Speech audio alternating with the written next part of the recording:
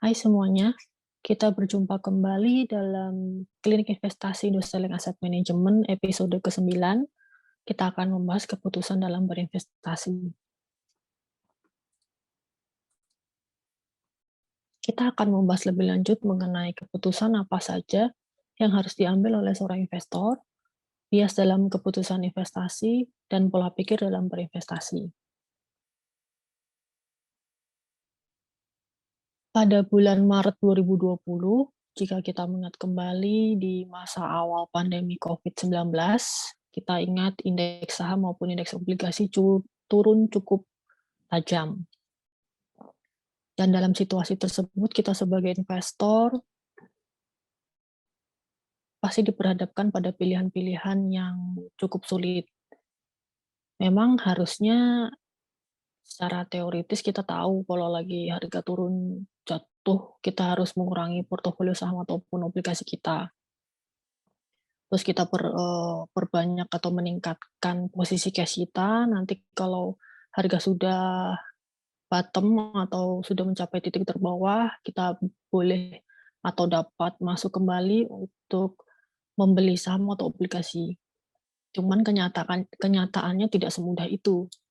Pasti kita bingung, ini harganya udah sampai titik terbawah atau belum gitu. Jadinya kapan kita kira-kira bisa masuk kembali gitu, mengakumulasi saham maupun obligasi. Karena pada situasi tersebut, kita belum pernah menghadapi sebelumnya. Kita belum pernah menghadapi disrupsi ekonomi akibat pandemi COVID-19. Jadi pada bulan Maret kita pasti bingung, ini kapan akan berakhir gitu, indeksnya akan jatuh sampai kapan gitu. Jadi kita tidak mengetahui dengan pasti. Begitu sudah sampai bawah, apakah rebound-nya akan cepat atau mungkin akan lama pulihnya, pasti kita tidak mengetahui pada bulan Maret tersebut akan seperti apa ke depannya gitu. Ini menggambarkan situasi di mana memang tidak mudah sebagai investor dalam memutuskan atau mengelola portofolionya. Untuk itu, pada kesempatan kali ini kita akan membahas lebih lanjut keputusan apa saja yang harus kita ambil sebagai investor. Kondisi yang pada bulan Maret itu tuh hanya sebagian kecil menggambarkan keputusan yang harus diambil sebagai seorang investor dalam menghadapi situasi yang belum pernah dihadapi sebelumnya. Sebelum kita membahas lebih lanjut mengenai keputusan yang harus diambil oleh seorang investor, kita akan sedikit membahas, mengoverview aset-aset yang ada dalam investasi. 3 aset utama yang paling sering kita dengar adalah pasti saham, pendapatan tetap obligasi atau instrumen yang bersifat uang, dan tentu saja uang cash, cash setara kas pasar uang. Ada juga aset lain yaitu speculative assets dan alternative investment. Speculative asset ini berupa komoditas, futures yang di dalamnya juga ada options, ada forward, itu aset derivatif. Begitu juga ada cryptocurrencies. Untuk alternative investment sendiri ada namanya REIT, kalau di Indonesia mungkin familiar dengan namanya DIRE. Jadi underlying investasinya itu properti yang biasanya sudah ada menghasilkan cash flow berupa reksadana. Jadi kalau beli itu nanti pemegang unit dari diri itu akan mendapatkan dividen dan bisa diperjualbelikan juga di bursa. Untuk cryptocurrency sendiri secara sederhananya ini uang digital. Memang tidak ada suatu otoritas terpusat yang mengatur nilainya, jadi yang mengatur nilainya ya antara penggunanya sendiri, dan penggunanya ini ada namanya blockchain. Intinya dia seperti buku besar yang dimiliki oleh setiap pengguna yang mencatat transaksi yang terjadi, dan setiap buku besar antar pengguna ini saling terkoneksi gitu. Kalau futures atau derivatif itu contohnya yang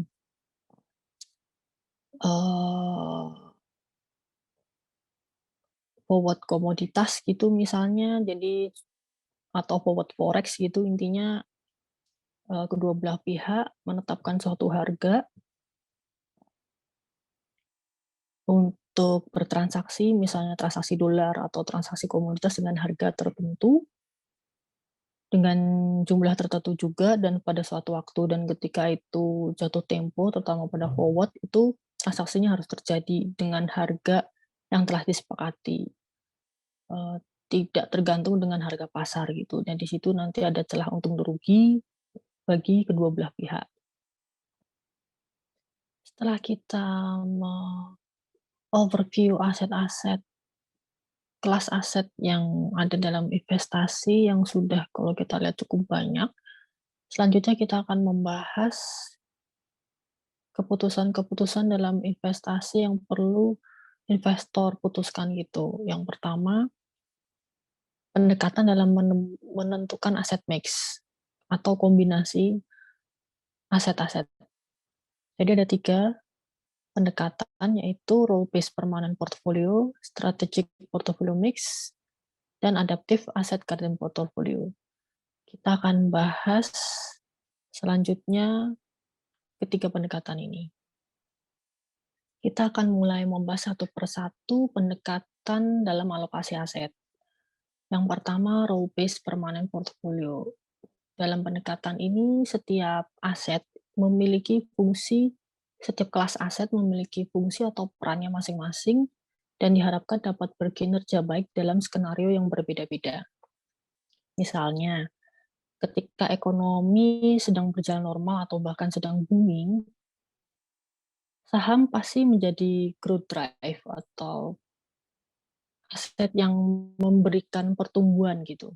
Biasanya orang pasti akan heavy invest di saham karena, imbal hasilnya akan cukup baik ketika ekonomi sedang booming. Sebaliknya jika ekonomi sedang resesi atau sedang terjadi deflasi, aset-aset yang dapat melindungi nilai itu biasanya obligasi jangka panjang dan tentu saja cash. Ini dapat, memproteksi kekayaan kita gitu, dalam situasi ekonomi yang kurang baik. Karena memang dia relatif lebih stabil nilainya daripada saham. Sedangkan ketika inflasi tinggi, maka aset-aset yang dapat memproteksi adalah emas dan komoditas. Dalam pendekatan role based permanent portfolio sendiri memang ada 3 sebenarnya mirip-mirip, permanent portfolio, golden butterfly portfolio, dan all season portfolio. Intinya mereka hampir sama, cuman berbeda di komposisi dari aset-aset di dalam portofolionya itu sendiri.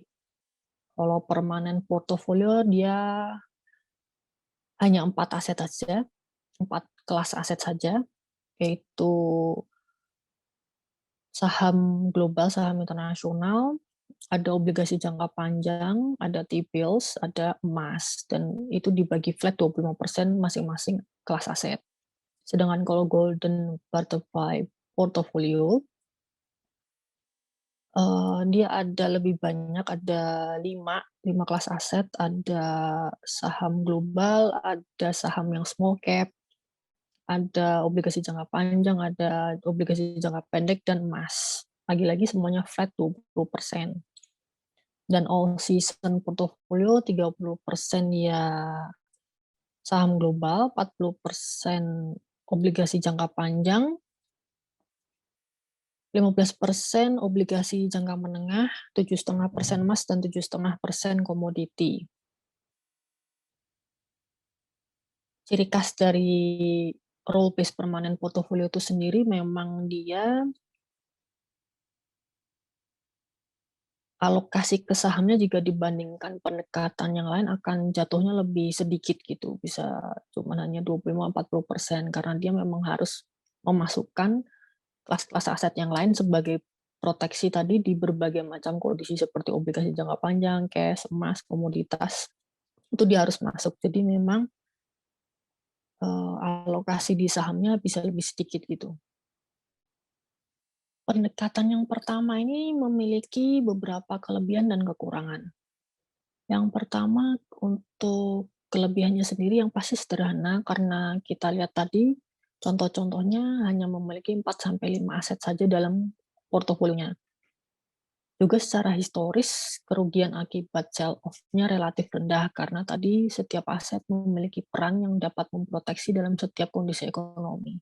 Jadi dia memang lebih stabil dan lebih mudah di-manage karena memang hanya 4 sampai 5 kelas aset saja. Tapi ada beberapa kekurangannya, seperti sumber volatilitasnya tidak hanya saham tetapi juga obligasi jangka panjang dan emas. Karena memang obligasi jangka panjang dan emas juga memiliki tingkat volatilitasnya sendiri. Jadi cukup walaupun secara aset kelas cukup sederhana, tapi dari segi volatilitas tidak hanya saham saja yang harus diawasi, tapi juga harus mengawasi volatilitas obligasi jangka panjang dan emas. Juga low expected return, jadi memang return yang bisa diharapkan melalui pendekatan ini memang cukup rendah. Apalagi di situasi sekarang ini, contohnya di mana obligasi walaupun sekarang sudah yield-nya agak naik, cuman kemarin yield-nya, cukup rendah gitu, seperti Amerika sendiri di level 0, untuk yang 10 tahun. Jadi pasti pendekatan ini dalam situasi seperti saat ini, expected return-nya akan rendah. Jika diadakan simulasi dengan asumsi tertentu, bahkan kita asumsikan kalau emas 4% per tahun, obligasi 30 tahun itu misalnya cuman 1,3% ini kalau obligasi di Amerika, lalu saham kalau kita asumsikan cuma 7%, return-nya per tahun, lalu misalnya short term bond-nya cuma 0,1%, komoditas 2%. Lalu misalnya intermediate bond juga di level 1%, maka dalam 3 pendekatan yang tadi, permanent, golden, maupun all season itu diestimasi expected return per tahunnya hanya 3,1% sampai 3,9% saja. Jadi cukup rendah memang, cuman dia memiliki kelebihan ya return-nya cukup stabil di berbagai situasi ekonomi.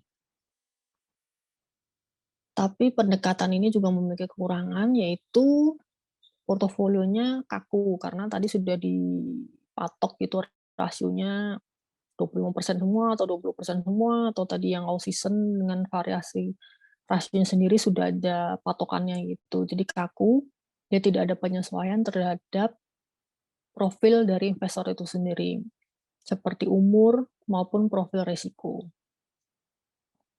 Pendekatan yang selanjutnya adalah strategic portfolio mix. Jadi, dalam pendekatan ini memang biasanya banyak digunakan oleh para investor yang profesional maupun manajer investasi dan lain sebagainya maupun investor institusional. Jadi kita menetapkan target formal, bisa dalam bentuk range, kisaran, terus kita menggunakan namanya optimized model, dan juga ada namanya rebalancing secara berkala. Pendekatan ini memiliki 3 asumsi yang harus ditetapkan sebelumnya, yaitu expected return dari setiap kelas aset, tingkat volatilitasnya, dan hubungan korelasi di antara kelas aset tersebut. Tujuan dari pendekatan ini adalah memilih kombinasi aset yang dapat menghasilkan expected return yang semaksimum mungkin gitu. Yang maksimumnya ini pasti positive real return. Positive real return ini maksudnya positif atau di atas inflasi dengan tingkat volatilitas tertentu yang tadi sudah diasumsikan.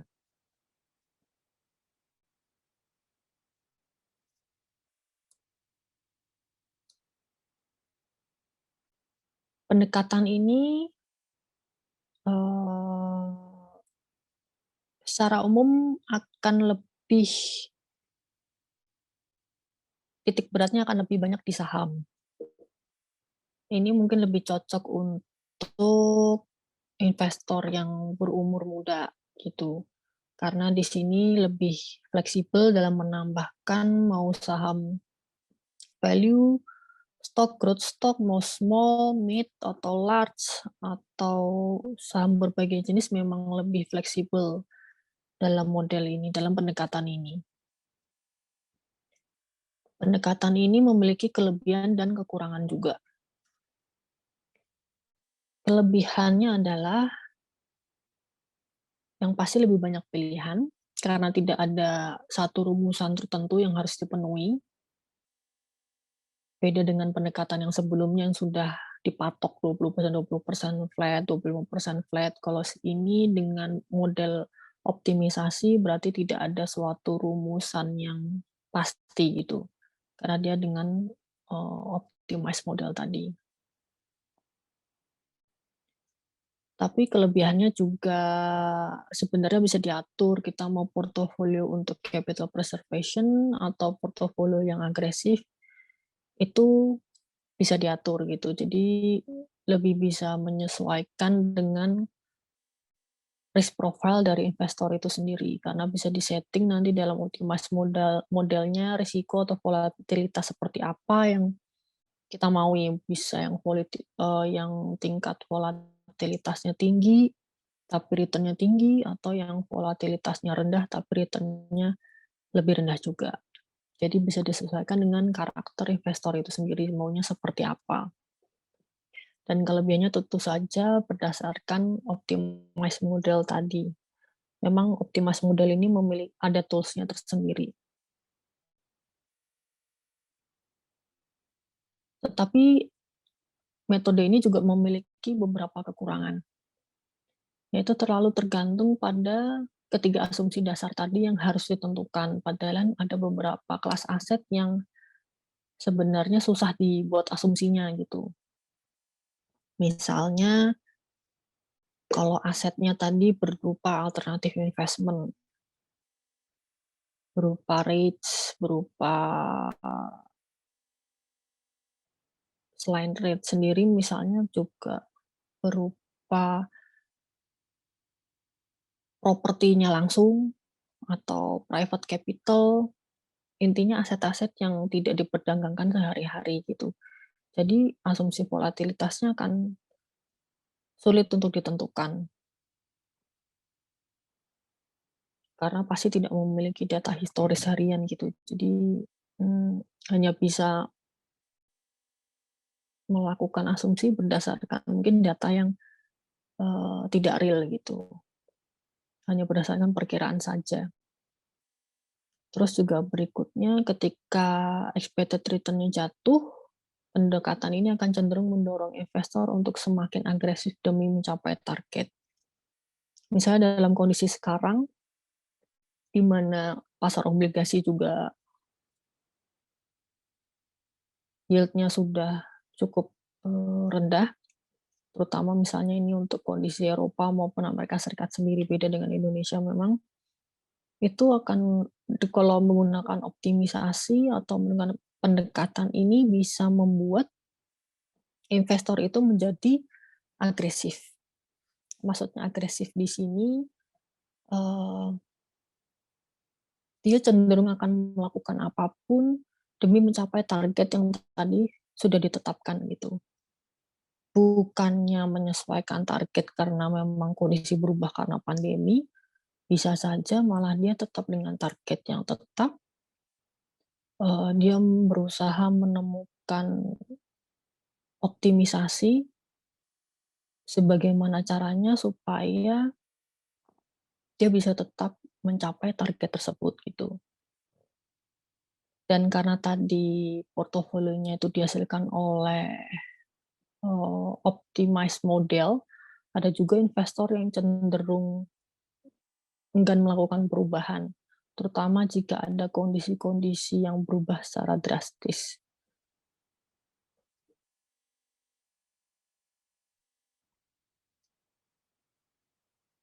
Intinya model ini memang fleksibel karena dengan optimize tidak ada rumusan tetap, dia juga mampu mengakomodir risk profile dari investor itu sendiri, tetapi memiliki kekurangan di asumsi dasar, begitu juga kecenderungan untuk mendorong investor agresif dalam mencapai targetnya, bukan justru menyesuaikan target atau model optimisasinya dalam kondisi perubahan perekonomian gitu.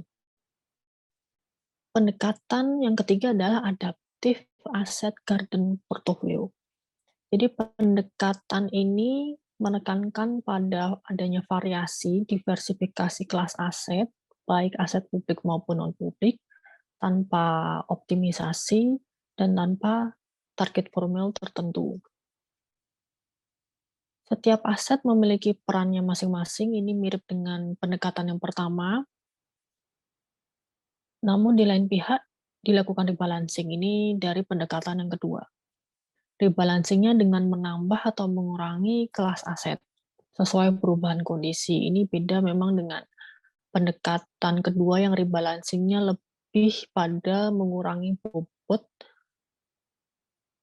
kelas aset tersebut atau tiap aset bobot. Kalau ini rebalancing-nya dengan menambah atau mengurangi aset dalam portofolio. Penyusunannya dimulai dengan kas, saham, lalu kita dapat menambahkan kelas aset lainnya secara bertahap.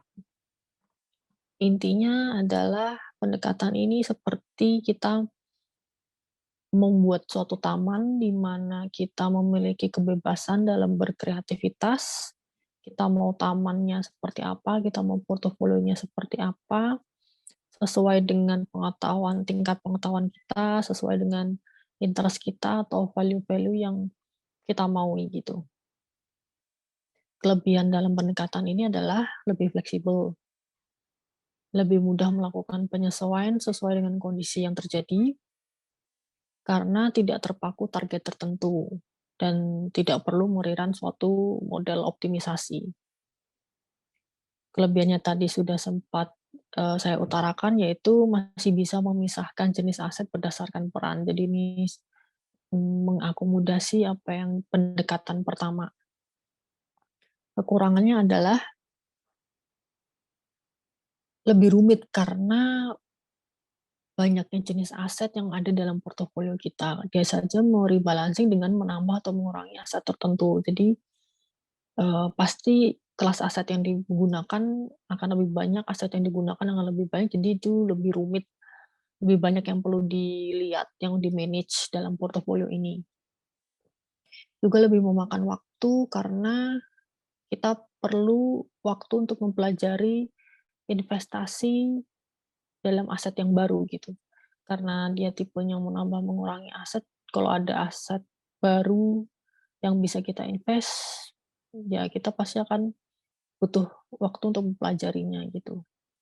Jadi lebih time consuming memang karena banyak yang harus dimonitor, banyak harus yang di-manage, banyak yang harus dipelajari.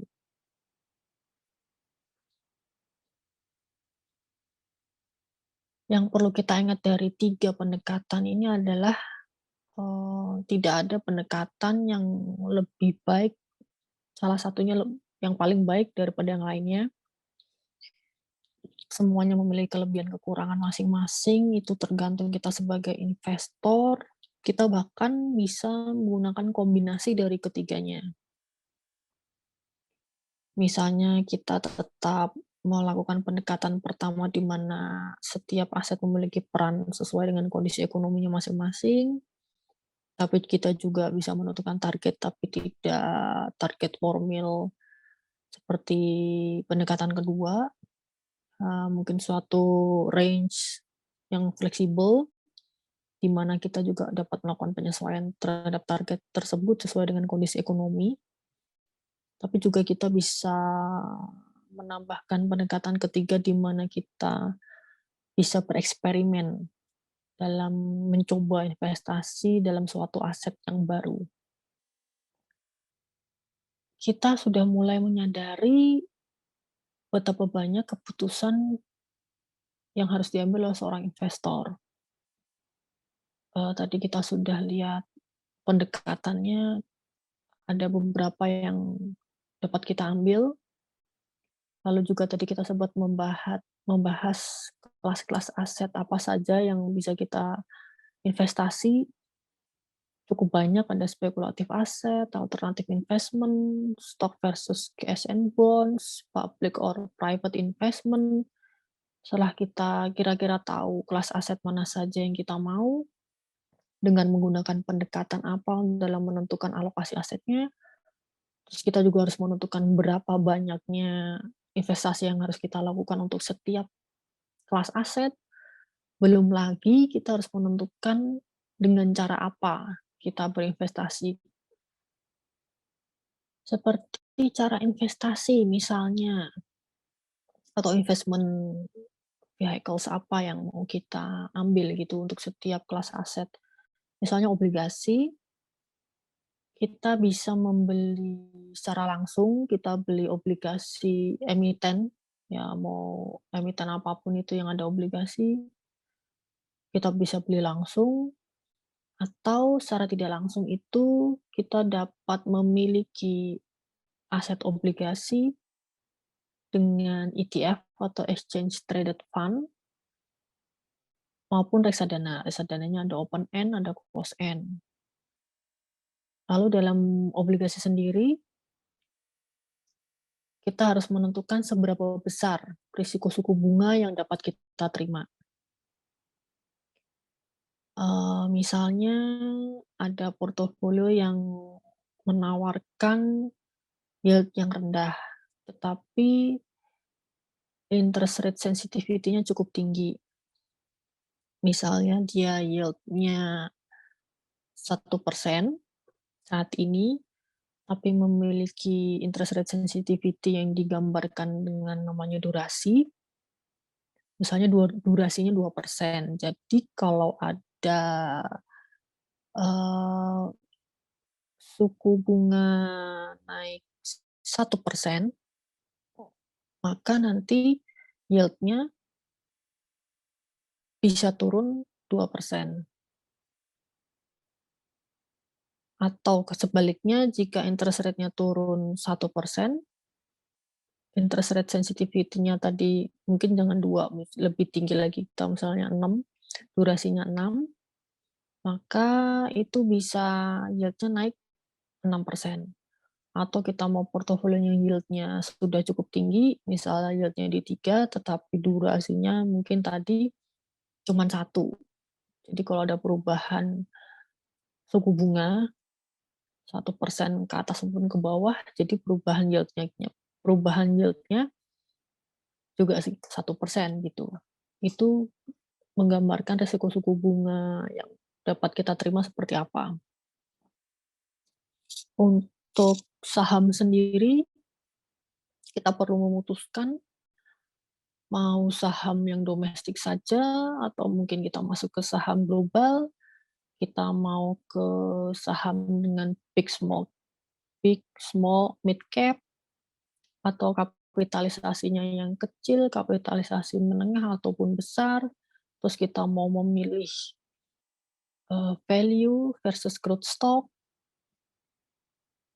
belum lagi tadi sama dengan obligasi juga investment vehicles-nya kita bisa direct dengan membeli saham emiten langsung atau indirect melalui ETF, reksadana, bahkan kalau saham juga ada yang namanya options. Memang begitu banyak yang harus kita putuskan. Selanjutnya, sebagai investor, terutama misalnya investor institusi, dana pensiun maupun asuransi, perlu mempertimbangkan memakai hedging strategis atau enggak. Biasanya mereka menggunakan derivatif seperti forward, options, maupun future contracts. Sebagai gambaran misalnya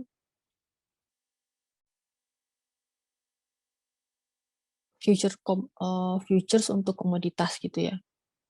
Jadi di dalam futures contract ini misalnya disepakati antara buyer maupun seller, kita beli komoditas minyak misalnya dengan harga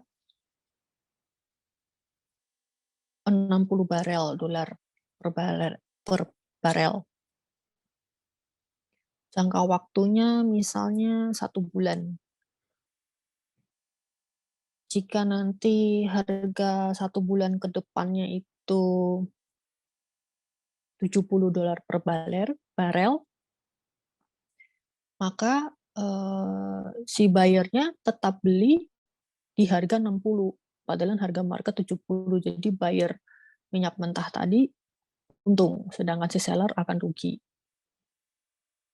Jadi ini tergantung dari pandangan, pembeli yang menggunakan forward ini bagaimana ke depannya, mau itu komoditas, mau itu forex, atau indeks sendiri, itu ke depannya dia mematok harga lalu dilihat ke depannya 1 bulan, 3 bulan, atau jangka waktu yang dia lihat itu harganya akan turun atau naik, dan dia perlu menentukan harga itu sehingga dia bisa, mendapatkan untung gitu. Bedanya future sama forward sendiri mirip, menggunakan harga kesepakatan transaksi di waktu yang akan datang dengan harga yang sudah ditentukan, tetapi bedanya kalau forward ini transaksinya harus dilakukan ketika mature gitu, seperti pembelian komoditas atau pembelian utama, mata uang asing, falas, ya 1 bulan pas maturity transaksi itu harus dilakukan pada harga yang sesuai kesepakatan apapun yang terjadi, dan future kontraknya ini biasanya, tidak diperdagangkan, tidak bisa dipindah tangankan. Sedangkan kalau futures itu bisa diperdagangkan, tidak harus menunggu maturity, dia bisa diperdagangkan. Lalu selanjutnya keputusan yang harus dipertimbangkan seorang investor adalah yang sudah sempat beberapa kali diutarakan adalah rebalancing.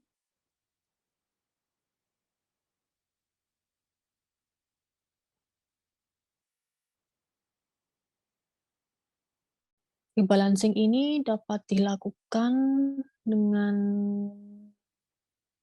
beberapa patokan, misalnya dengan calendar based approach, jadi misalnya melakukan rebalancing per triwulan, atau per semesteran, per tahun, atau dengan threshold approach. Jadi dia dengan suatu batas perubahan harga tertentu, misalnya dipatok kalau misalnya harga saham emiten itu, atau kalau misalnya ada perubahan indeks, eee, minusnya kita patok 5%, kalau lebih dari 5% kita harus melakukan rebalancing.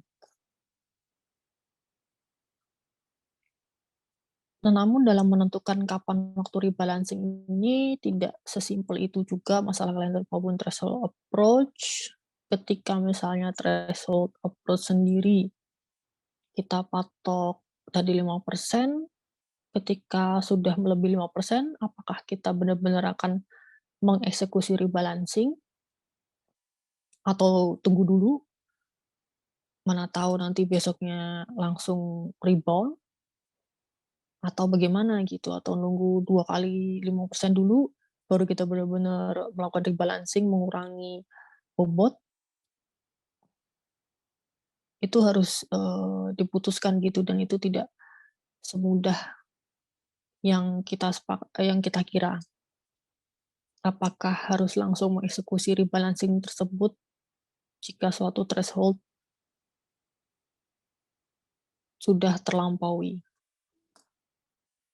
Kita sudah membahas beberapa keputusan yang harus diambil dalam investasi, mulai dari pendekatan komposisi asetnya bagaimana, terus kelas asetnya apa saja yang kita mau, dari kelas aset itu cara kita pembelian asetnya bagaimana, dalam aset kelas sendiri pun itu ada macam-macam, misalnya saham juga, saham seperti apa, obligasi-obligasi seperti apa, terus juga apakah kita perlu, melakukan hedging strategi maupun rebalancing, begitu banyak memang, keputusan yang harus diambil gitu dalam berinvestasi.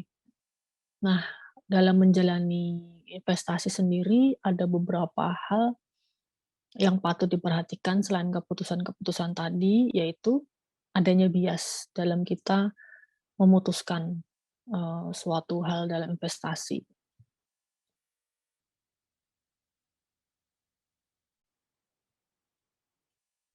Yang pertama ada loss aversion bias.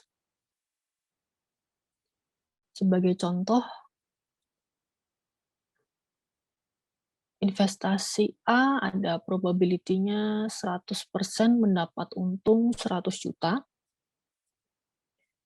Investasi B probabilitasnya 90% untung 110, tapi ada kemungkinan 10% rugi 10 juta.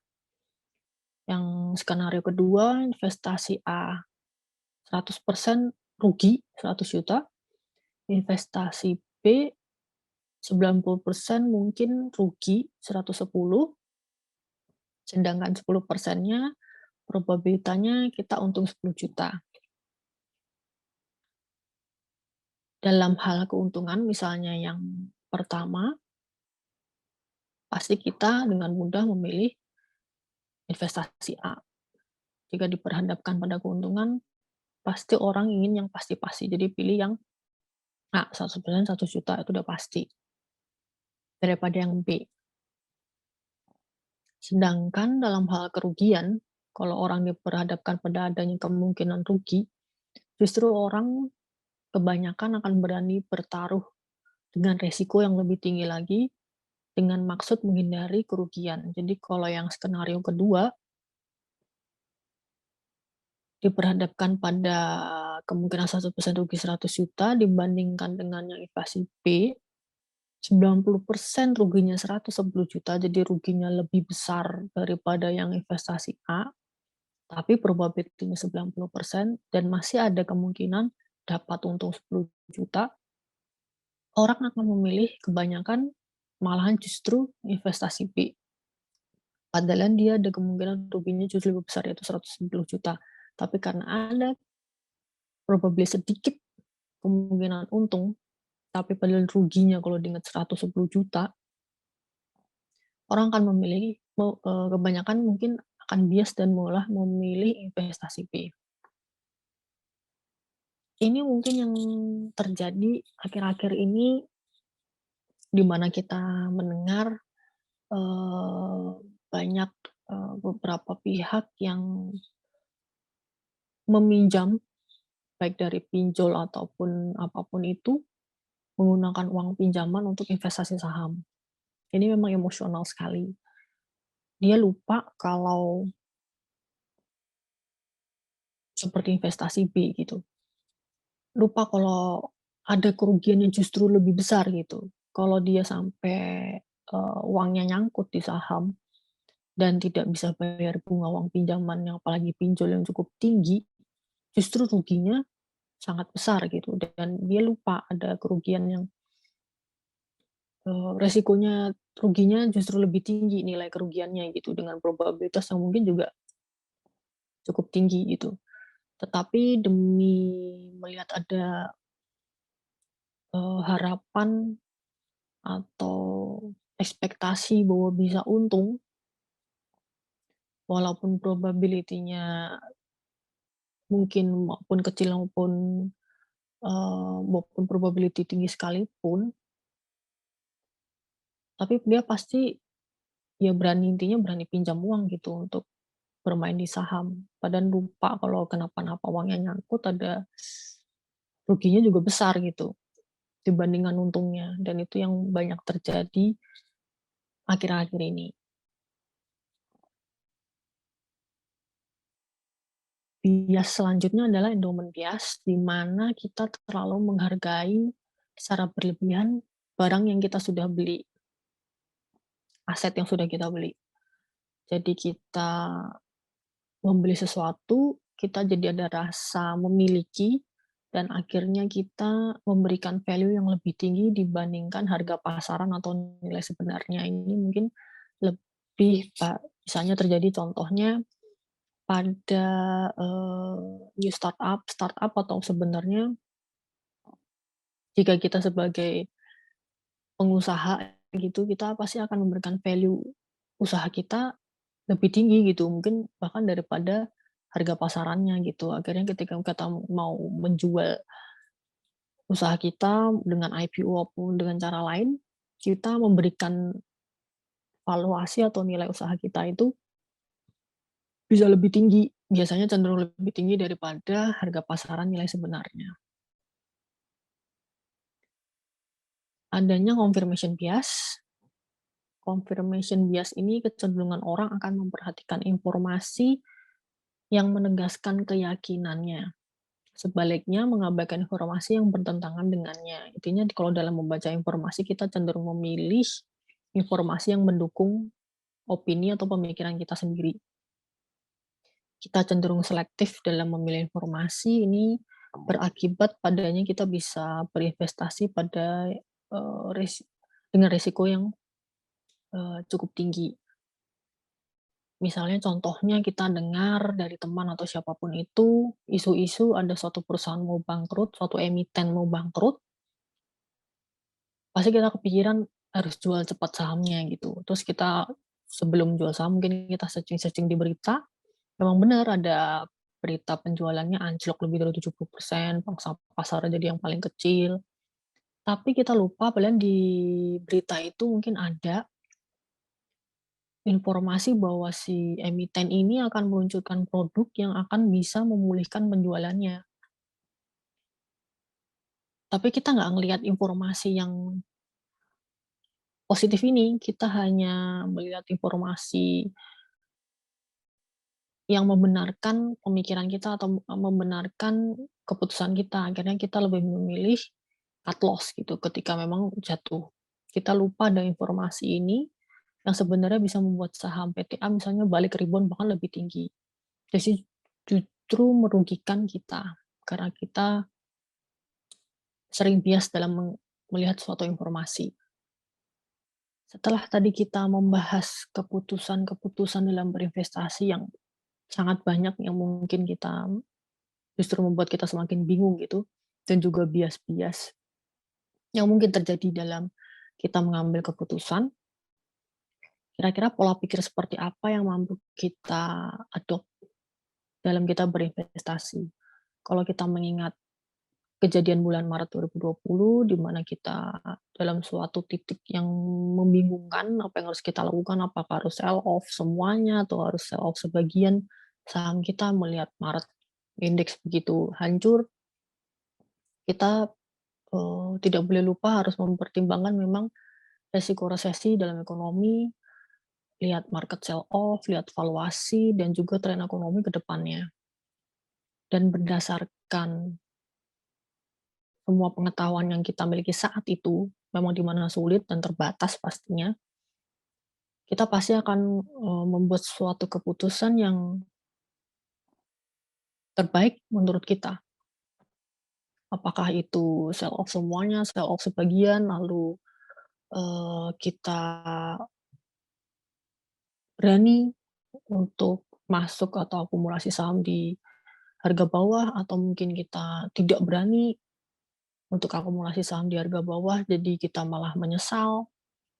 Padahal kita mungkin lihat, waduh kalau kita nyerok di bawah harga bisa untung 40, 50%, bahkan mungkin 60% emiten tertentu. Atau mungkin, aduh saya keluarnya telat nih udah jatuh duluan gitu. Tapi kalau sebenarnya fundamental emiten yang kita miliki itu sahamnya oke, sebenarnya kita tidak perlu terlalu stres berkepanjangan gitu. Karena balik lagi di tengah segala keterbatasan pengetahuan yang kita miliki dalam setiap kondisi yang kita hadapi, terutama seperti pandemi ini di mana ketidakpastiannya sangat besar, ya kita hanya perlu membuat keputusan yang good enough saja, tidak ada keputusan dalam berinvestasi tidak ada keputusan yang perfect atau tepat gitu, yang ada hanya good enough. Dan memang kita sebagai investor individual bisa melakukan, eee, memutuskan dalam investasi itu sesederhana mungkin juga bisa gitu. Paling simpel misalnya nggak perlu mikir-mikir pendekatan apa, ya udah beli ETF aja atau beli reksadana aja, terus rebalancing mungkin setahun sekali atau ya udah hold terus sampai 5 tahun, 10 tahun juga tidak ada yang menilai itu salah gitu. Karena itu suatu keputusan yang kita buat dengan pengetahuan kita, diperhadapkan dengan berbagai macam kondisi yang apalagi saat ini yang kadang kita memang tidak tahu ke depannya seperti apa. Jadi kita cukup membuat keputusan yang good enough lah, just make good enough decision. Lalu ada suatu pengarang buku, Andrew Willow, dia memberikan contoh, dia memiliki baju jaket 5, terus kemeja 10, 4 pasang sepatu, 4 sabuk, 20 dasi, dan 10 pasang kaos kaki. Itu jika dikombinasikan akan menghasilkan 2 juta outfit lah, kombinasi berpakaian gitu. Terus kalau mau optimisasi juga perlu 23 hari. Dia memberikan gambaran memang ya seperti itulah investasi gitu, begitu banyak pilihan. Jadi kita sudah membahas aset tuh banyak banget, terus setiap kelas aset juga punya pilihannya sendiri, dengan cara pembeliannya sendiri, kombinasi, alokasi aset, pendekatan, banyak pilihan gitu. Terus jika itu diperhadapkan dengan kondisi yang ada, apalagi seperti saat ini ya, there is no right portfolio gitu. Adanya just good enough. Dan kita memang pasti do our best dengan yang kita tahu dalam membuat keputusan investasi kita.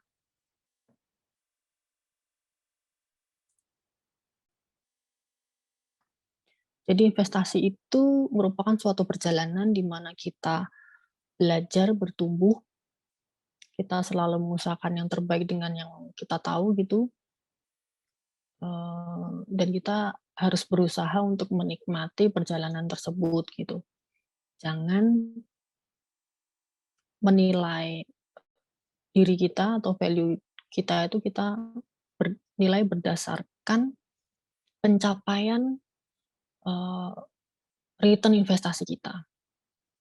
Karena kalau kita pola pikirnya seperti itu pasti jadi tidak menikmati investasi, bahkan mungkin bisa stres, down, dan malah kapok dalam investasi gitu. Tapi jadikan investasi itu sebagai perjalanan, pengalaman, di mana kita bereksperimen, belajar, bertumbuh, tidak hanya secara materi, tapi juga secara pribadi, yang akan membuat kita semakin baik diharapkan ke depannya dalam, berinvestasi. Baik, itu saja yang akan kita bahas hari ini. Semoga dengan pembahasan hari ini, kita dapat belajar untuk menikmati kehidupan atau perjalanan investasi kita, karena memang tidak ada no right portfolio, yang ada adalah good enough. Dengan berbagai keterbatasan, berbagai apa yang kita tahu diperhadapkan dengan kondisi yang ketidakpastiannya tinggi, di mana kita harus memutuskan banyak hal, kita tidak perlu terlalu menyesali atau stres dengan keputusan investasi yang kita buat jika tidak menghasilkan return yang tidak sesuai ekspektasi kita. Tapi justru yang penting kita belajar dari setiap keputusan investasi yang kita buat agar ke depannya perjalanan investasi kita bisa berjalan dengan lebih baik dan kita bisa menikmatinya.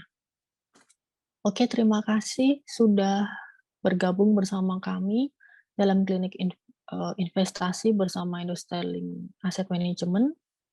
Semoga dapat bergabung kembali dalam klinik investasi selanjutnya.